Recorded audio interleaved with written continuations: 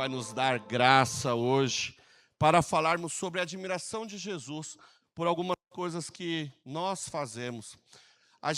Eu estava pensando, outro dia eu estava conversando com o pastor André, conversando com a Renata, o que fazermos para surpreender Jesus? O que fazermos para surpreender o nosso Deus?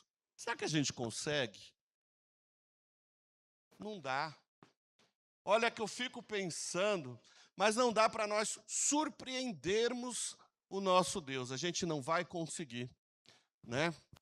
Porque Ele é soberano, nosso Deus é onisciente. Tudo que nós fizermos daqui 100 anos, Ele já está sabendo o que vai acontecer. Então não adianta, não há nada que nós possamos fazer para surpreendê-lo. Mas existem algumas coisas, pelo menos duas nós vamos falar hoje, sobre ações, atitudes nossas que podemos fazer com que o Senhor se admire de nós.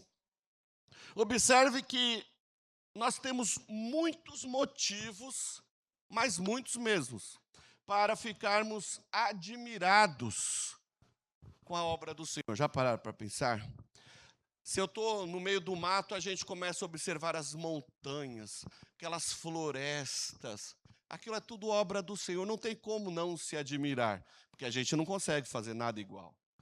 Quando a gente vai para o mar, olhar a praia, aquelas ondas vindo, indo, aquilo traz uma paz, pelo menos para mim, traz uma paz, um sossego. Olhar para o céu, para as estrelas, meu, como é fantástico. A gente se admira, eu fico admirado em ver as coisas do Senhor. Falando aqui do Arthur, né? O processo da gestação, eu passei por 3.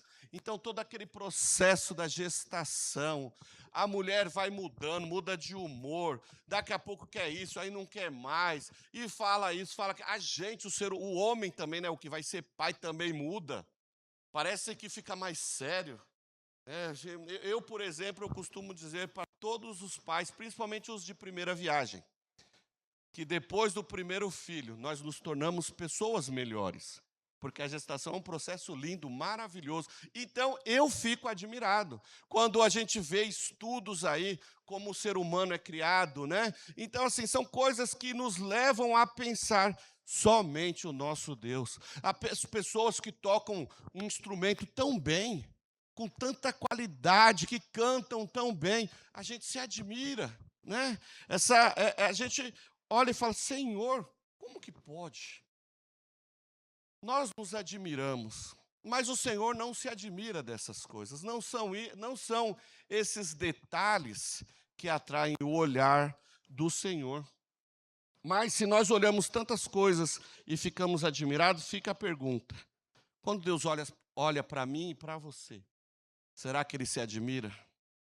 Será que o Senhor, quando está olhando aqui agora para a igreja Abrace, será que Ele está admirado de ver este grupo aqui reunido? Será que Ele encontra motivo para se admirar entre nós aqui? Nós muitas vezes nos admiramos com habilidades de pessoas. Essa semana, eu acho que foi essa semana que escolheram o melhor jogador, né, o Dembélé? Acho que foi essa semana que escolheram lá o melhor jogador do mundo, da Europa, do planeta, sei lá. E quem curte muito essa coisa de futebol, eu não entendo nada de futebol, eu só sou corintiano. Maloqueiro e sofredor, graças a Deus. Mas eu não entendo mais nada. Então, assim, mas tem muita gente que fica vidrado, acompanha tudo, sabe de tudo. O melhor jogador do mundo é acompanhado em qualquer esporte, não é só em futebol não, mas em qualquer esporte. E aí fica todo mundo admirado com aquelas habilidades. Será que Deus fica admirado com essa habilidade toda de uma das suas criaturas? Será que quando nós vemos músicos excelentes, esses dias foi um pianista lá na SBA, onde eu faço capelania, e eu pedi para ele tocar algumas músicas no piano lá para o nosso grupo lá de devocional, e aquele cara tocando, gente, parece mó fácil tocar piano. O cara fazia um negócio, olha que coisa linda. Todo mundo admirado. Ele tocava uma, mal acabava e já pedia outra. E vai, porque nós ficamos admirados. Mas será que isso tudo causa algum aplauso lá dos céus? Não, não causam aplauso. Deus não fica admirado com isso. Existe uma palavrinha no grego A palavra grega taumazo, ela quer dizer admirar-se, surpreender-se, ficar maravilhado. E esse termo, esse verbo, nós encontramos, por exemplo, em 2 Tessalonicenses 1,10, quando fala da nossa admiração pelas coisas de Deus ou por Deus. É usado várias vezes também em Mateus, Marcos, Lucas, para falar da reação das pessoas às obras de Jesus. Mas essa palavra também é usada para falar, para nos mostrar, para nos ensinar a reação de Jesus, a admiração de Jesus com o seu povo. Olha que coisa interessante. A gente vai ler daqui a pouquinho que Jesus ficou admirado em duas situações. E é sobre isso que nós vamos falar um pouquinho hoje. Só existem duas maneiras de atrairmos a admiração do Senhor. A primeira é a admiração de forma negativa, que é conhecido por incredulidade. Nós vamos ler em Marcos, nós vamos ler em Lucas, onde Jesus está lá na sua cidade operando grandes milagres. E o povo não crê que ele é o Filho de Deus. E nós vamos ver que ele fala, poxa vida, somente na sua cidade, onde ele fez tantas coisas, ele não é reconhecido, ele é rejeitado. E aí o texto diz que ele se surpreende, ele fica admirado com a incredulidade daquele povo. Nós vamos falar mais disso. Então, primeiro motivo, a falta de fé, a incredulidade. Mas, por outro lado, o outro motivo de Jesus se admirar de mim e de você é pela nossa fé. Como tem sido a nossa fé, como estamos exercendo a nossa fé. Então, vamos orar. Pai, em nome de Jesus, fale conosco aqui nesta manhã, Senhor, nos ensine e nos ajude, Senhor, a sairmos daqui transformados, renovados, ó Pai, ainda mais, com o coração ainda mais aberto, cheios de Ti. Trabalha no nosso entendimento aqui, ó Deus, para que a Tua palavra possa fluir no nosso coração e que toda incredulidade, falta de amor, tudo que vier atrapalhar aqui o teu mover sobre nós, caia por terra agora, em nome de Jesus. Amém. Então, abra sua Bíblia comigo aí, vamos primeiro em Marcos, capítulo 6, vamos ler aí alguns versículos, apresentando a questão da admiração do Senhor. E Jesus admirou-se, só que primeiro de forma negativa. Jesus admirou-se de uma forma negativa. Isso é a falta de fé. E não são raras as vezes que nós agimos assim. Não são raras as vezes em que nós desconfiamos de Deus. Embora nós estamos aqui falando, eu confio, eu confio, eu confio. Muitas vezes nós estamos desconfiando que Deus é capaz de fazer algo. Não são poucas as vezes que nós oramos desconfiando, né? Meu pai tem uma frase disso, né? Que em algumas situações a gente precisa confiar desconfiando, mas não com o nosso Deus. Com o nosso Deus nós não precisamos ter este problema, mas muitas vezes nós oramos desconfiando. E aí o que acontece quando a gente ora desconfiando? A gente confia desconfiando de Deus. A gente ora pedindo algo, buscando algo, e aí a gente quer dar a mãozinha para Deus. Ó Deus, eu preciso disso aqui, mas eu já vou adiantar o caminho, eu vou fazendo aqui assim, e aí o que vai acontecer? Vai dar ruim. Lembram-se lá de Sara? Deus prometeu-lhe um filho. Ela creu naquelas. Aí o que fez? Entendi. Né? Foi lá e pegou Agar, a escrava, e deu para Abraão e falou, acho que agora eu entendi. Deus vai fazer eu ser pai, vai ser eu ser mãe por aqui, por este caminho. Mas não, a promessa era para ela. Então, nós precisamos encontrar no Senhor e depositar no Senhor a nossa fé, a nossa confiança. Marcos 6, eu vou ler os 6 primeiros versículos, diz assim: Jesus saiu dali e foi para a sua terra e os discípulos o seguiram. Chegando o sábado, começou a ensinar na sinagoga e ao ouvi-lo, muitos se maravilharam. E eles diziam, de onde ele vem essas coisas? Que sabedoria é essa que lhe foi dada? Como se fazem tais milagres por suas mãos? este não seria o carpinteiro, filho de Maria, irmão de Tiago, de José, de Judas e Simão? Suas irmãs estão aqui entre nós? E se escandalizavam por causa dele. Olha que coisa interessante. Enquanto alguns se maravilhavam, outros se escandalizavam por causa de Jesus. Então Jesus lhes disse: somente em sua terra, entre seus parentes e em sua própria casa, é que um profeta não é honrado. Os irmãos de Jesus não criam que ele era o Filho de Deus. O próprio Tiago, que depois tornou-se coluna na igreja de Jerusalém, ele veio a crer após a ressurreição de Cristo. Eu creio também que seus irmãos, os demais irmãos, Judas, que vai escrever também um livro lá no Novo Testamento, também eles se converteram após a ressurreição. Os únicos que creram de imediato foi Maria e José, o pai adotivo de Jesus. Versículo 5. E não pôde realizar nenhum milagre ali, a não ser curar alguns poucos doentes, impondo-lhes as mãos. Versículo 6. E admirou-se o Senhor da incredulidade deles. Poxa vida. Quantas não foram as vezes em que nós tivemos experiências com os milagres de Jesus? Eu tenho uma série deles para contar. Eu sei que a Marmota tem, o Alex tem. Quem mais? Levanta a mão aí. Quem já viveu experiências miraculosas com o Senhor? Olha só quantas coisas nós já vivemos com o Senhor. Não dá para a gente descrer naquilo que nós vimos. Existem muitas pessoas que às vezes estão até dentro da igreja, mas que ainda não experienciaram essas coisas com Deus, e por isso fica difícil de crer. Eu lembro que há um pouquinho mais de 20 anos, ou uns 20 anos atrás, quando eu estava internado no hospital com pancreatite, o povo estava orando, muita gente ia lá no hospital me visitar orando, foram 40 dias ali de internação, cirurgia, tudo.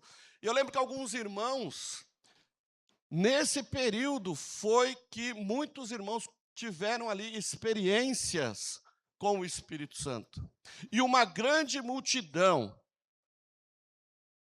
no Brasil, fora do Brasil, que estiveram orando por mim, acompanhando todo este processo, buscando ao Senhor, alguns orando por mim para poder ter esta experiência também, quando viram, minha prima está aqui, ela lembra disso, né? Quando Deus operou, porque observe que depois de muito tempo, antes de fazer a cirurgia, o meu pâncreas estava necrosado. Não tinha mais muito o que ser feito. Era entre 30% a 50% de necrose no meu pâncreas. Os exames estão lá, o César acompanhou isso, César, a Tainã, né? E aí, o que acontece? Eu fui operado porque já não tinha mais muita esperança. E algumas horas depois, eu estava recuperado, não, eu estava operado, e o médico falando para a Renata: olha, eu não sei o que aconteceu, mas o pâncreas dele, nós abrimos a barriga dele. Eu tenho 60 e poucos pontos aqui, de charme, charme. Eu não sei o que aconteceu, mas quando nós abrimos, o pâncreas estava inteiro. Havia a infecção, mas aquela necrose, que várias, não foram uma, várias tomografias apontaram para a necrose. Quando ele abriu, meu pâncreas estava inteiro. Então, ele fez uma limpeza ali e me fechou de volta, não precisou fazer mais nada, porque o Senhor estava fazendo. E essa experiência impactou muitas pessoas ao nosso redor, familiares, médicos, amigos, foram impactados. Como não crer em algo? Eu vivi essa experiência. Como não crer neste sobrenatural? Como não crer neste Deus? É impossível.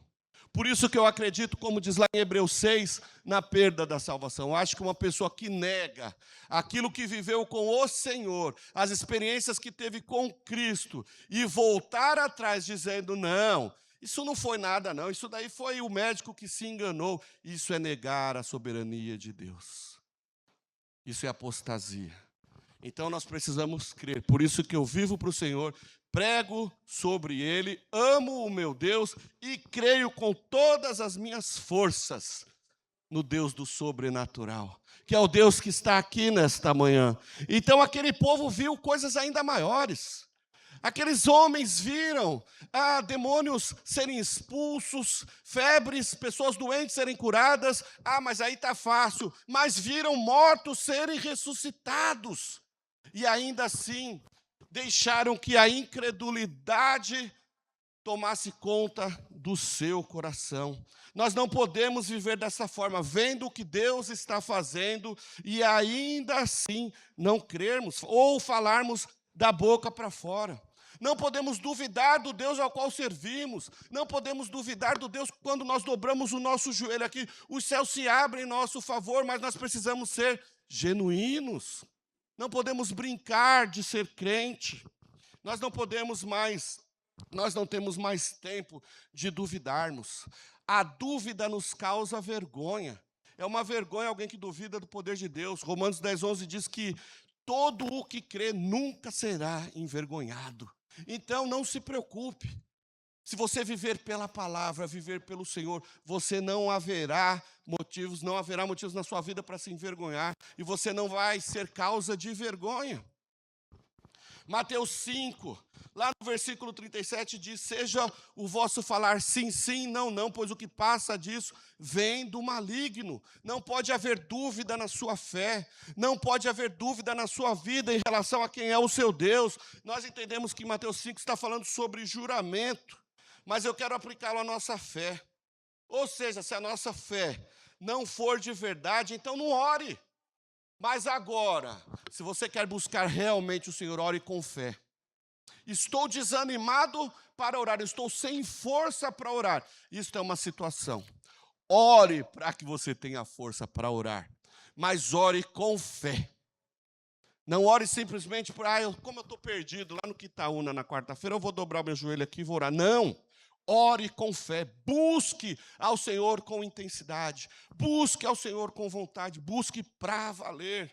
Pois se nós precisamos viver pela fé, nós precisamos viver em verdade. A dúvida não vem de Deus. Abacuque 2:4 diz que os arrogantes, os pecadores, os mentirosos, eles vão passar por coisas delicadas, complicadas. Eles não irão ver a vitória do povo de Deus. Mas o justo viverá pela fé. Aquele que não crê, aquele que peca, mente, que é avarento, não verá o reino. Gálatas 3:11 também vai dizer a mesma coisa, que a lei não leva para o céu. Não é a lei que te faz visualizar o reino, mas a fé, porque o justo, como diz, em Gálatas 3, maldito é aquele que for pendurado no madeiro, tal. E depois vai dizer, o justo viverá da fé. Romanos 1:17, o meu justo viverá fé. Irmãos, somos movidos pela fé. Se nós não formos movidos pela fé, em vão é a nossa vida, o nosso propósito de vida, o nosso tudo. Acreditar em Cristo, acreditar naquilo que o Senhor fez por mim e por você, é um ato de fé. Observe lá em Lucas 21, versículos de 1-4, Jesus observava os ricos que colocavam as suas contribuições nos cofres de ofertas. Ele está parado na frente do templo.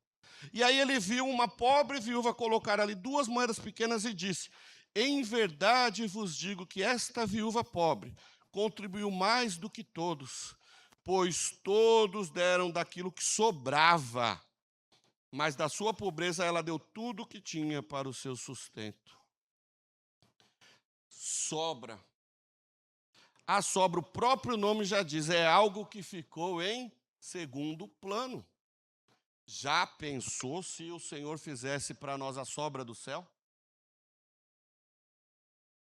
Embora eu acho que até a sobra do céu deve ser bom. Mas não, nós fomos a coroa da criação. O salmista diz que nós somos a coroa da criação, e eu traduzo isso como a cereja do bolo. Nós somos a cereja do bolo. Mas a sobra é segundo plano. Hoje é domingo, né? Aquele almoção de domingo, mesa farta, aquele auê todo.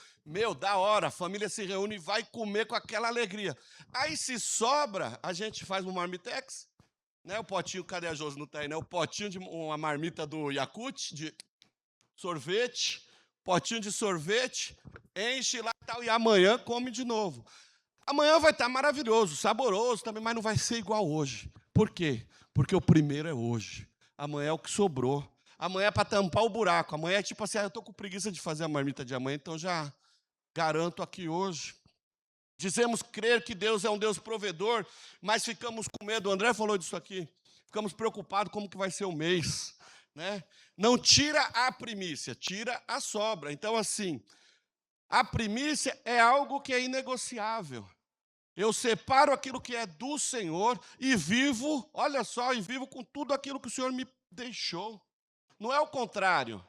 Eu faço tudo o que eu quero e tal, sobrou, eu levo para o Senhor. Não, é o contrário.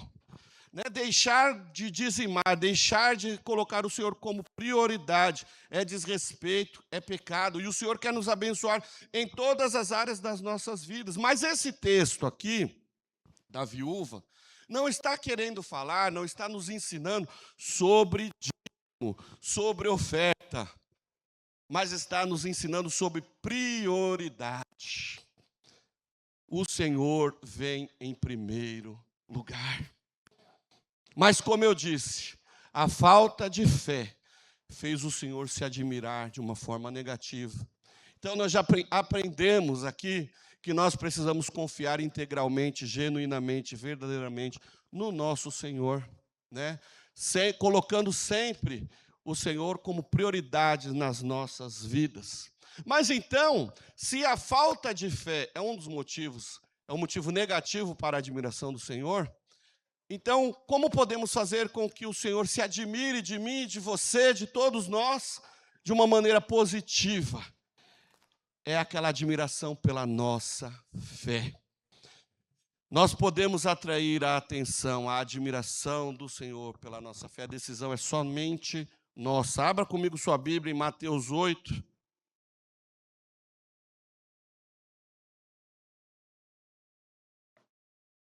E aqui eu quero ler um texto onde Jesus está admirado com a fé de um homem, de um centurião, que por sinal nem judeu era. Era um gentil, provavelmente um romano, por ser um centurião do exército romano. Mas Jesus olha para a fé daquele homem e se admira. E eu orei muito para que o Senhor pudesse olhar para a minha casa, olhar para a minha vida e se admirar positivamente.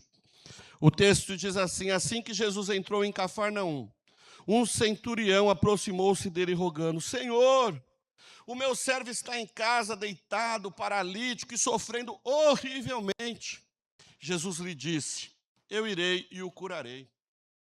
E o centurião, porém, responde: Senhor, eu não sou digno que entres debaixo do meu teto, mas somente dize uma palavra e o meu servo será curado. Pois eu também sou homem sujeito à autoridade, tenho soldados às minhas ordens e digo a este: vai e ele vai.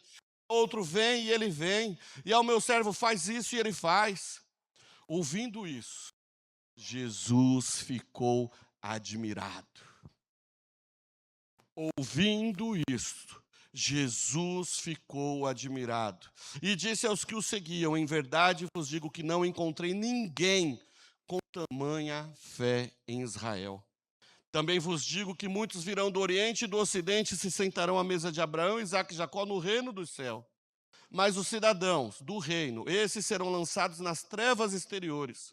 Ali haverá choro e ranger de dentes. Então disse Jesus ao centurião: vai, e seja feito conforme crestes. E na mesma hora o servo foi curado. Esta é a fé que o Senhor espera de nós. Vamos examinar aqui alguns detalhes que levaram Jesus a admirar a fé daquele homem. Cafarnaum era uma cidade importante. Jesus realizara ali muitos milagres e haviam ali muitos que simpatizavam com ele e muitos que o desprezavam. Mas acontece que Jesus, por estar em boa parte do ministério de Jesus, foi ali em Cafarnaum. Parece-me que a grande maioria do povo optaram pelo desprezo. O centurião romano, como eu disse, ele não era necessariamente um romano, mas com toda certeza ele não era um judeu. E lembram-se que os judeus, eles são sectários? Eu sou o povo bom, pelo menos eram, talvez hoje estão melhorando um pouco, mas eles não se misturavam com os gentios, que eles achavam que eram impuros, né? Então, os judeus, eles ficavam ali na sua panelinha. Então, este centurião romano, ele era um homem de prestígio, ele era um homem de status na sociedade. Olha que ele era comandante de um exército. Ele era um cara que tinha à sua disposição poder bélico. Ele era responsável por uma tropa de aproximadamente 100 soldados. Então, ele tinha 100 soldados à sua disposição para obedecê-lo a qualquer tempo e a qualquer hora. Mas, ao que parece, mesmo não sendo da comunidade judaica, mesmo sabendo que ele era mal visto, malquisto pelo povo judeu, ainda assim, ele acompanhava o povo.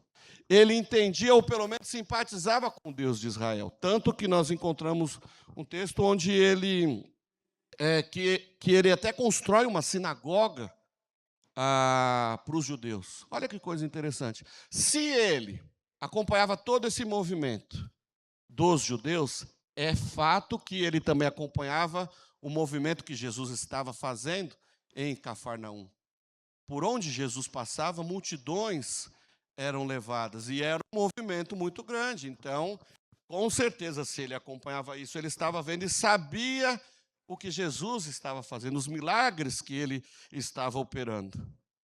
Então, nós vamos ver aqui que, mesmo com toda a rejeição, este homem da alta sociedade, podemos assim dizer, ele se rebaixa a ele próprio ir até Jesus, ou mandar, né, alguns dos seus servos irem até Jesus e suplicá-lo por um terceiro, pelo seu servo, por um funcionário. Mesmo com toda a rejeição, ele não se amedrontou, ele não se envergonhou.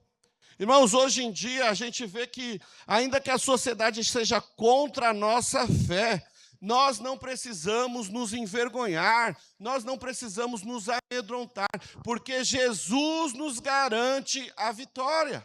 O Senhor nos protege, nós não passaremos vergonha por exercermos a nossa fé. Esse centurião, ele demonstrou humildade ao reconhecer a sua incapacidade de resolver esse problema sozinho. Quantos aqui já se sentiram incapazes?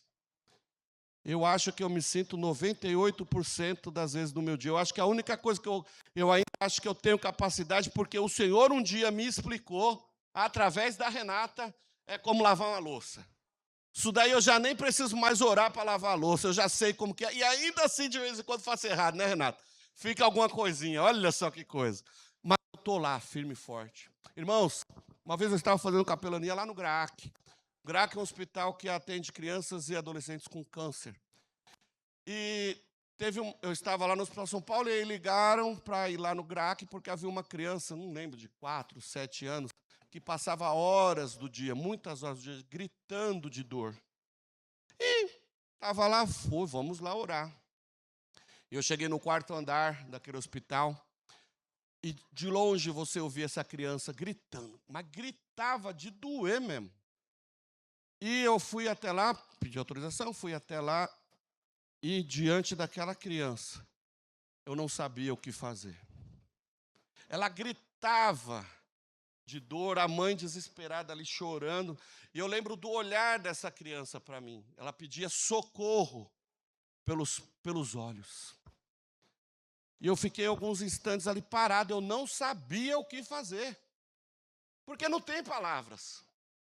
Não há palavras. Eu lembro que eu fiz uma oração, falei, Senhor, eu não sei o que falar, eu não sei o que fazer, mas se for possível, esquece tudo que eu já pedi até hoje, mas faz essa dor parar. Faz essa dor passar. Olha, irmãos, eu não sei explicar mais nada, eu só sei que foi assim. Eu só sei que foi assim. A criança acalmou. A criança acalmou, a mãe acalmou, as coisas se acalmaram. E aquele olhar que estava de dor, de desespero, faz alguma coisa por mim, tornou-se um olhar de gratidão. Ele me agradeceu olhando. Aí eu desci do Graá, que eu não consegui voltar para a sala da capelania, desmoronei. Puf. Porque são coisas que não dá, nós somos incompetentes para muitas coisas. Nós não temos a capacidade de fazer algo como isso. Foi o Senhor que baixou, mandou ali os seus anjos, que mandou ali o bálsamo de Gileade para curar aquela criança naquele momento. Continuou por o processo, depois eu sei que teve alta e eu não acompanhei mais. Mas Deus trouxe paz ali para aquela criança. Então a gente vê que quando nós reconhecemos a nossa incapacidade, é aí que nós deixamos Deus agir. Muitas vezes nós queremos tomar a frente, fazer tudo. Não, deixa. Aquilo que cabe a nós fazermos, vamos fazer. Mas o Senhor também vai fazer aquilo que nós não conseguirmos. Basta termos o exercício da nossa fé. O versículo 6 diz que o centurião ele demonstrou empatia ao interceder pelo seu servo, demonstrando amor e compaixão. Só que nós podemos fazer uma boa aplicação a como Deus olha para todos de uma mesma maneira. Veio para os seus, mas os seus não o receberam, mas a todos quanto receberam, deu-lhes o poder de serem feitos filhos de Deus. Olha só, tanto judeus quanto gregos, bárbaros, cita, escravos ou livres, todos aqueles que responderem afirmativamente ao chamado de Cristo. Isso nos mostra o quê? Que nós precisamos demonstrar amor, cuidado, zelo, empatia, não apenas pelo nosso ciclo aqui de amizade, mas olharmos para o mundo perdido, para os irmãos perdidos, para os amigos perdidos, e orar, falar, insistir, pregar, mostrar, demonstrar Jesus, para que essas pessoas também sintam o toque de Jesus em suas vidas, o cuidado do Senhor em suas vidas. Toda essa ação do centurião, no versículo 7, diz que toda essa ação fez com que Jesus o respondesse imediatamente, mesmo lidando com culturas, com barreiras culturais. Irmãos, a fé movimenta o céu sobre as nossas vidas. A fé movimenta o céu sobre as nossas vidas. Sabemos que nem sempre a resposta virá imediatamente, como neste caso. Mas a Bíblia diz que nós podemos insistir com o Senhor. Ele se agrada quando a gente fica igual o filho fica na barra da calça, na barra da saia, pedindo: pai, eu quero chocolate, mãe, me dá um chocolate. A Gabi é 24 horas por dia querendo comer alguma coisa. Pai, eu quero isso, eu quero aquilo. Não está nem com fome, mas está querendo. Então, Deus ele se agrada quando nós ficamos assim: Senhor, Senhor. Ele vai responder da maneira certa. Ele não vai nos mimar. De vez em quando ele dá, né, aquela mimada na gente, né, aquele afago e tal, faz um carinhozinho de vez em quando. Mas Deus não é um pai de filhos mimados. Ele nos dá o que precisamos da maneira certa, na hora certa. Mas isso não impede-nos de ficar pedindo, ele gosta. Nós vemos lá, né, no Velho Testamento, Saul. Ô, gente, Salomão, é tudo com S. Salomão, né, quando duas mães vão lá brigar pelo filho. E aí, então, aquela coisa, é isso. Podemos insistir com o Senhor, porque Ele se agrada. Ele se agrada. O que nós não podemos fazer é usar as barreiras como dificuldades para não exercer a fé. Mas o Jair, ele é duro demais. Deixa. Estou orando há 30 anos por ele, não muda, não tem jeito. Irmãos, continue orando. Que com 31 anos de oração, Deus chama ele. Deus pega ele de um jeito, e aí ele vai falar: não tenho mais como resistir à graça, eu estou me entregando aqui. Vamos, Senhor, eu quero. Mantenha-se firme. O silêncio de Deus não significa que ele não esteja respondendo. Lembram-se de Lázaro? Lázaro, Jesus foi comunicado da doença de Lázaro. Jesus ainda demorou 4 dias para ir até Lázaro. Isso significa que ele não estava respondendo? Ele estava atento. Jesus sabia o que ia acontecer. Jesus sabia o que ia fazer. Outro exemplo, a cura em João 4, vocês têm um outro centurião também pedindo pela cura agora da sua filha. E Jesus não vai também imediatamente. Mas daqui a pouco nós vemos lá em João 4, versículo 46, essa menina, ela é curada. Quando nós achamos que Jesus esqueceu, Jesus não ouviu, queridos, ele está agindo. E a palavra de Deus diz: agindo eu, quem impedirá? Irmãos, apenas confie, exerça a sua fé de verdade, que ele está agindo. Nem sempre a resposta virá da forma que nós queremos, porque o nosso coração é enganoso, né? A Bíblia não diz isso, que enganoso é o coração do homem. Mas Paulo também vai dizer que o Espírito Santo intercede por nós com gemidos inexprimíveis. Isso significa o quê? Quando eu estou pedindo algo ao Senhor, o Espírito Santo entende, sabe o que nós estamos pedindo e sabe que isso vai de alguma forma será bênção em nossas vidas. O Senhor vai atender. Ah, mas isso vai atrasar o lado do meu servo. Ele corrige. Ah, Senhor, eu quero tal coisa aqui que vai me afastar do Senhor. Ele vai corrigir, ele não vai trazer, ele não vai responder. Por isso que Tiago vai dizer que a gente precisa aprender a pedir. E aí vai dizer que muitas vezes nós pedimos e não recebemos porque pedimos mal. Pedimos para o nosso bel prazer, para o nosso interesse, quando a vida do crente, o interesse do crente é adorar ao Senhor e levar outros a adorá-lo. Então nós vamos ver que mesmo diante do silêncio, Deus está agindo, Deus está operando. O centurião, ele reconhece a autoridade de Jesus, compreende o poder de Jesus como sendo maior do que qualquer autoridade romano. Ele se despe da sua autoridade para ir ao encontro de Jesus. Ele se coloca em uma posição mais humilde, declarando de não ser digno nem de receber Jesus na sua casa. Olha que oportunidade, tipo assim, cara, eu vou aproveitar aqui a doença do meu servo e eu vou ter Jesus em casa. Mas não, ele não se sente digno nem de receber Jesus em sua casa, ele só queria que Jesus o notasse. Atitudes que fazem Jesus se admirar são aquelas em que nós nos despojamos de classe social. São aquelas que nós nos despojamos dos nossos status, títulos. Tudo isso nós lançamos tudo aos pés do Senhor, reconhecendo que Ele é soberano sobre tudo e sobre todos. Ele tem poder sobre tudo e sobre todos. Lembram-se lá em 2 Samuel 6, quando a arca, que simbolizava a presença de Deus entre o povo de Israel, ficou um bom tempo afastado e depois já estava lá 3 meses na casa de Obed-edom.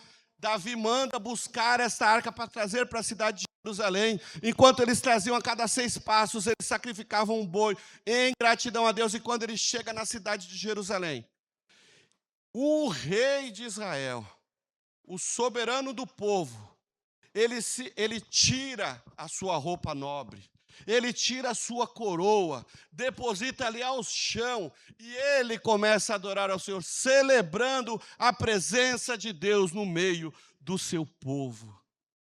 Status social não é nada, conta bancária não é nada perto da presença do nosso Deus. É o nosso coração que vai atrair a admiração de Jesus nas nossas vidas. O versículo 10 diz que Jesus fica atônito, e por uma razão contrária àquela mencionada em Marcos 6, que nós lemos lá, sobre a incredulidade.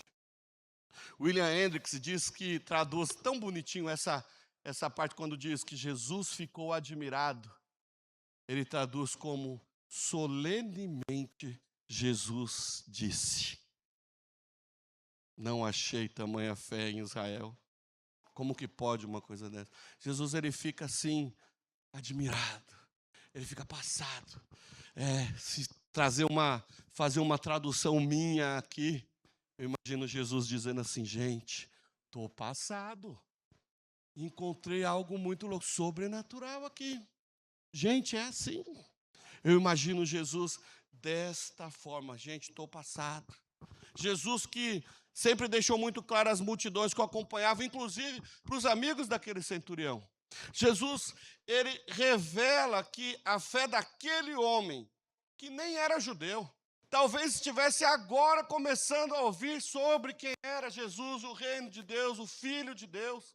Talvez ali aquele homem começasse a ouvir ali, mas Jesus mostra que, olha só, esse cara que nem é do meu povo, a sua fé se sobrepõe a todos vocês. Olha que coisa mais interessante. Eu não estou dizendo aqui, o texto não está dizendo que em Israel não havia ninguém com fé. Havia sim.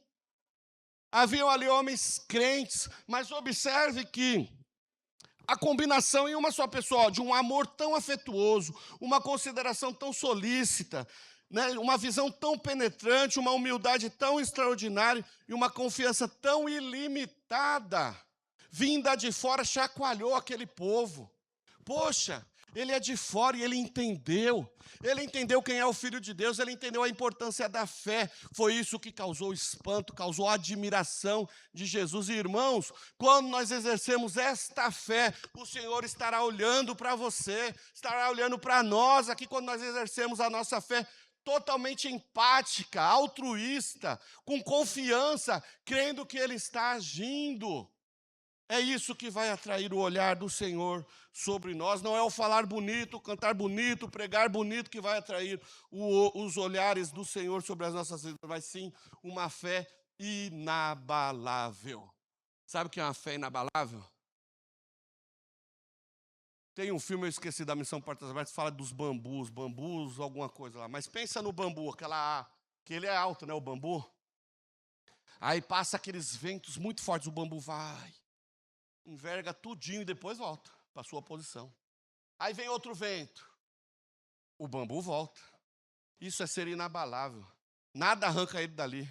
Né? Então, assim, nós precisamos ter esta fé. Eu mando lá no grupo o nome desse filme para vocês lerem, da Missão Portas Abertas. Então, nós vamos ver no versículo 13 a resposta de Deus à fé daquele homem.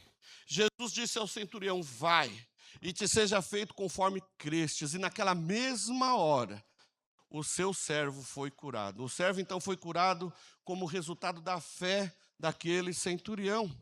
Deus honra a fé genuína e humilde. E a fé ativa, ela libera o poder de Deus sobre as nossas vidas. Nós só precisamos recorrer ao Senhor. Senhor, aumenta-nos a fé. Eu quero caminhar aqui para a conclusão, mas o texto que nós examinamos aqui agora nos mostra que Jesus pode se admirar, e Jesus tem prazer em se admirar da fé dos seus filhos. Então a gente tem duas formas de atrair a admiração do Senhor: com muita fé ou com pouquíssima fé. E a incredulidade é pecado. Nós estudamos isso em algum dos temas lá no livrinho, no livro que nós estamos estudando nos GCs. Eu esqueci o nome do tema que foi, mas que não é incredulidade, mas acho que é culpa, alguma coisa assim, que vai falar sobre a incredulidade. A incredulidade, ela é pecado. E às vezes é um pecadinho nosso de estimação. A gente precisa estar atento a isso. Agora, a pergunta que faz é uma autoanálise, né? O Senhor tem motivos para se admirar positivamente da minha vida, da sua vida? Quando o Senhor olha para a minha vida, o que Ele tem encontrado? Quando nós vivemos cheios de dúvidas, quando nós tratamos Deus como último recurso, ou quando damos a Ele apenas as sobras da nossa vida, a admiração do Senhor é negativa, é triste. Ele fica admirado, tipo assim, eu fiz tanto por Ele. Ele não merecia, eu fiz tanto por Ele, mas cadê a gratidão? Cadê a fé? Mas agora, quando nós nos colocamos diante do Senhor como esse centurião, humilde, empático, reconhecendo a nossa pequenez, confiando totalmente na autoridade da palavra de Cristo, colocando nele toda a esperança, então é fato que Jesus, ele vai se admirar positivamente e vai liberar do seu poder sobre nós. A fé que agrada a Deus não é um discurso bonito, mas é uma confiança prática. É crer quando não vemos. Hebreus 11:1, a fé é o firme fundamento das coisas que se esperam e a prova daquilo que não se vê. A fé que agrada a Deus é crer quando não vemos. A fé que agrada a Deus é obedecer mesmo quando não entendemos. João 13:7. Agora vocês não compreenderão algumas coisas, mas logo as entenderão. Uma fé que agrada a Deus é priorizar o Senhor antes de qualquer coisa. Mateus 6,33. Buscar em primeiro lugar o reino de Deus. A fé que agrada a Deus é descansar na certeza de que uma palavra de Cristo é suficiente para transformar a situação. Salmo 37,7 diz: descansa no Senhor e espera nele. Que possamos, então, irmãos, sermos uma igreja família conhecidas não pela incredulidade, mas pela fé que faz com que Jesus se admire de nós. Que essa fé seja visível em nossos corações, em nossa entrega, em nossa forma de lidar com as dificuldades. Que nós possamos ter fé em até como administrarmos o nosso tempo, sabendo que tudo é para o Senhor. Tudo vem dele e volta para ele, mas então vamos administrar e vivermos de uma forma que agrade a ele, priorizando-o em tudo. Pergunte a si mesmo: minha vida tem despertado a admiração de Cristo pela fé que eu tenho demonstrado? Ou eu estou apenas na igreja todo domingo, toda quarta-feira, mas nada muda, nada acontece? Será que a culpa é de Deus? Não. Mas eu quero convidar você a se colocar em pé e orarmos juntos agora, para que nós possamos ser pessoas, servos do Senhor, onde Ele possa olhar para nós e dizer alegremente, admirado, Ele possa dizer assim: ainda não encontrei tamanha fé como eu vejo na vida daquele povo lá da Brace. E que a nossa fé venha contagiar os nossos irmãos. Que a nossa fé venha mostrar Cristo àquele que ainda não o conhece. Que a nossa fé demonstre Jesus em nós. Que Deus nos abençoe. Vamos buscar a admiração do Senhor. Não por quem somos, pelo nosso conteúdo, pelos nossos diplomas ou pelo nosso dinheiro. Mas que nós possamos atrair o olhar do céu sobre nós, o olhar do Senhor sobre nós, pela fé que nós exercemos no Filho de Deus. Pai, nós te amamos.